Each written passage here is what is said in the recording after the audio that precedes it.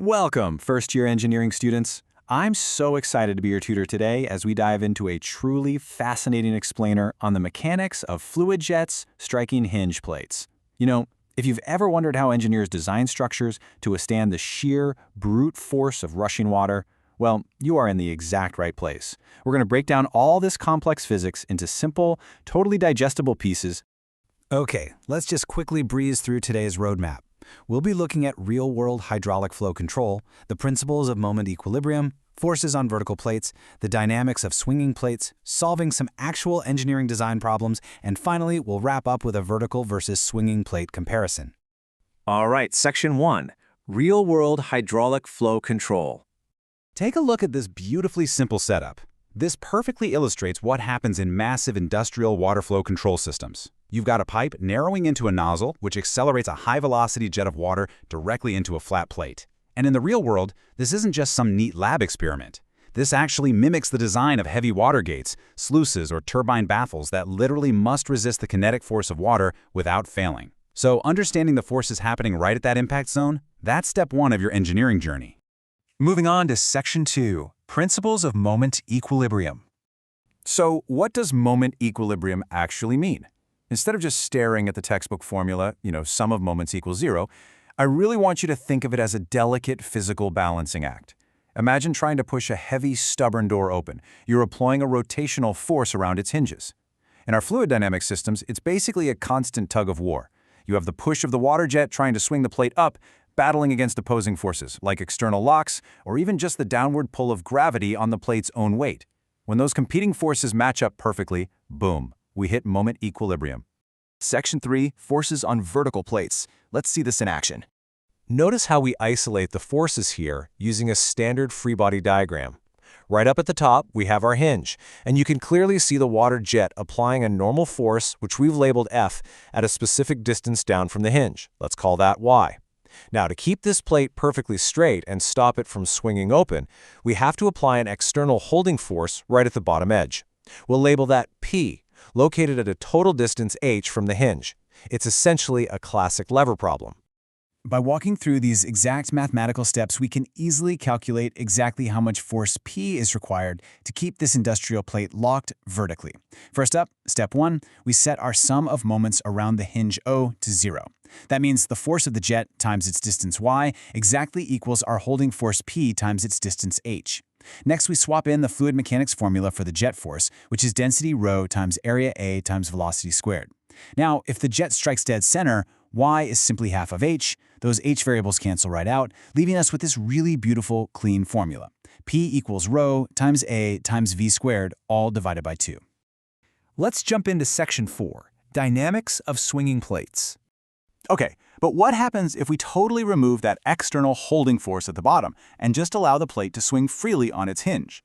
This diagram brilliantly illustrates that dynamic shift. The jet strikes the plate, and without that bottom restraint, whoosh, the plate swings upward. But it doesn't just spin around forever. It swings up until the moment created by the jet's continuous force exactly matches the downward moment created by the plate's own weight, which we label W. When those balance out, the plate just settles, hovering in midair at a specific deflection angle. We call that angle theta. Deconstructing this free body diagram step by step really takes all the confusion out of it. We start exactly the same way, setting the sum of moments to 0. The moment from the jet equals the moment from the plate's weight acting right through its center of gravity. After using just a bit of geometry to substitute our distances in terms of the angle theta, the math simplifies incredibly well. We're left proving that the final deflection angle is dictated by just one equation. Sine of theta equals the water's density times the jet's area times velocity squared, all divided by the plate's weight. The absolutely crucial takeaway here is understanding this direct physical relationship. Look at the balance going on. As the jet velocity, our v term, increases on the left side, the resulting plate deflection angle, theta, on the right side simply must also increase to maintain that delicate moment equilibrium. Shoot the water faster and the plate swings higher. It is pure, elegant physics. All right, Section 5, Solving Engineering Design Problems.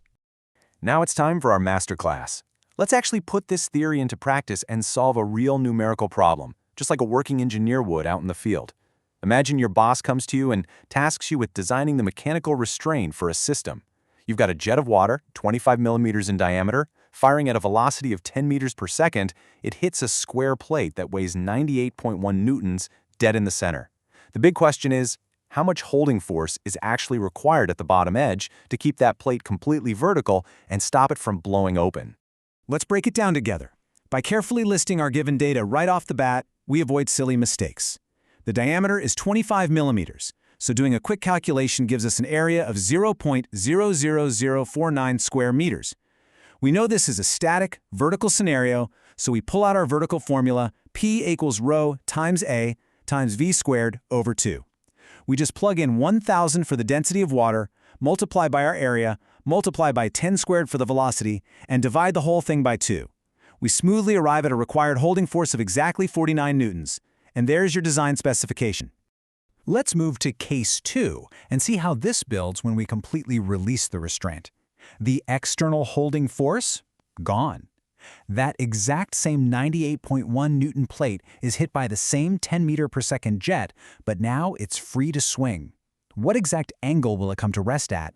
Using the exact same physical inputs, same area, same velocity, we just shift our mindset over to our dynamic moment equilibrium formula. Sine of theta equals rho times A times V squared, but this time it's divided by the weight W instead of 2. We plug in our numbers, 1,000 times 0.00049 times 10 squared, divided by our 98.1 Newton weight. The math works out so cleanly, giving us sine of theta equals exactly 0.5.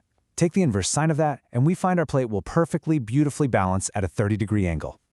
Let's flip the script for our next design scenario to really test your skills.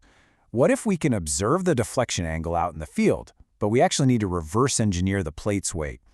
In this case, a wider 30mm jet shooting at a much faster 20 meters per second deflects an unknown plate by exactly 20 degrees.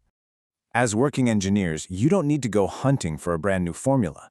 You'll simply extract your givens, calculating your new area of 0.000706 square meters, and set up the exact same moment equilibrium equation. Sine of 20 degrees equals the jet force over W.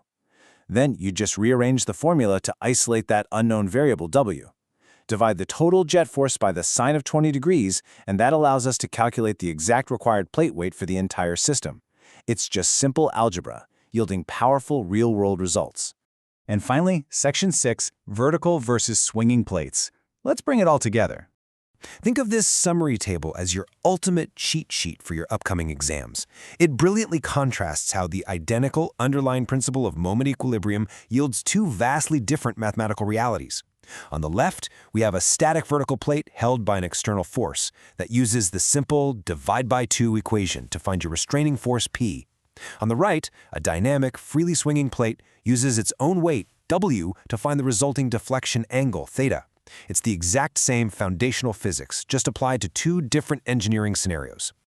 I want to leave you all with this final thought. We've been looking at tiny 20-centimeter plates in our equations today. But as you wrap up your first-year studies and start looking ahead to your future careers, consider this.